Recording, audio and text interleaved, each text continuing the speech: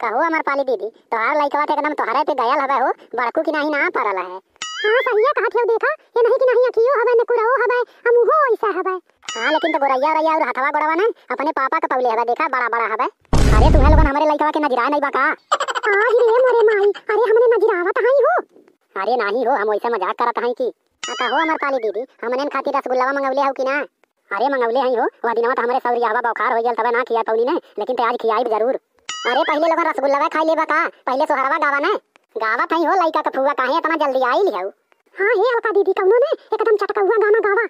हो सर पे भुवर भुवर बाल होरी लावा के, हो सर पे भुवर भुवर बाल होरी लावा के, होरी लावा के हो होरी लावा के, होरी लावा के हो होरी लावा के, सर पे भुवर भुवर बाल होरी लावा के।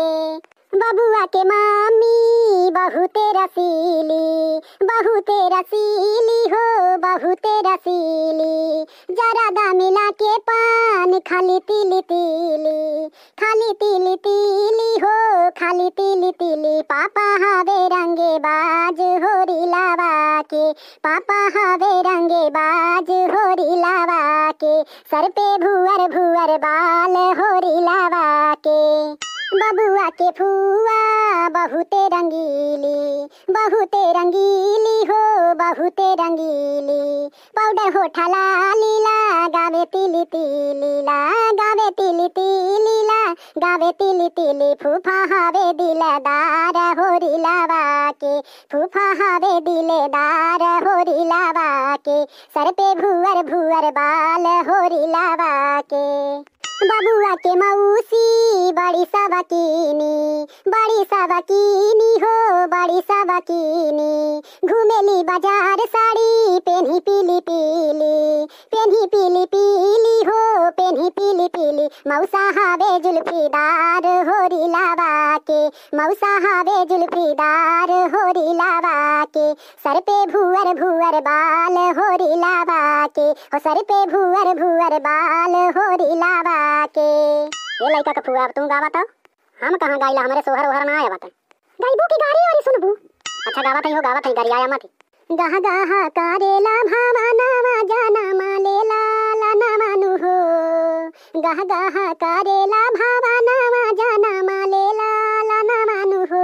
हे लाना बाजेला खूबे बधाइया की आजू आंगना बानु हो, हे लाना बाजेला खूबे बधाइया की आजू आंगना बानु हो।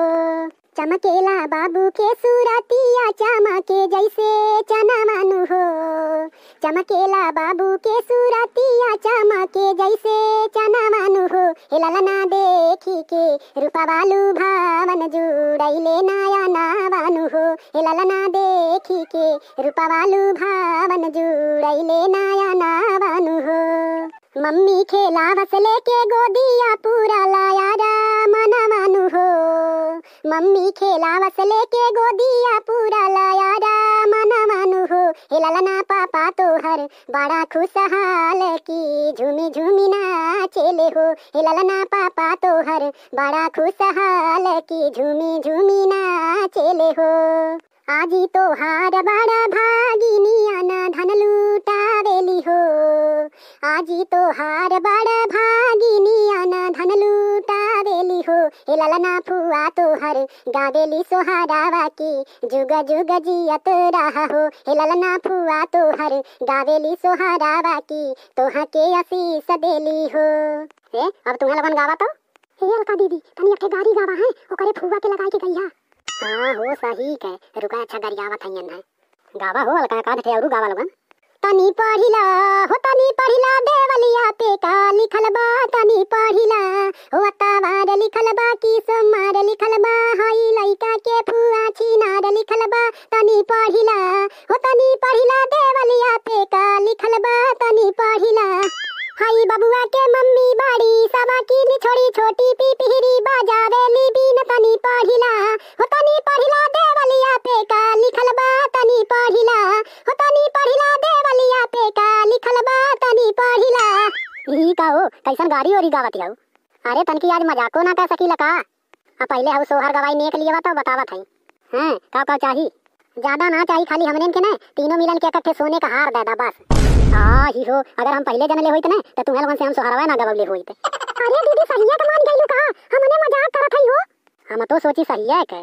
हां लेकिन तो हमने ना तुमसे कुछ ना कुछ जरूर लेब। अरे हां हो, जवान हमारे सफरी तवन देब ना।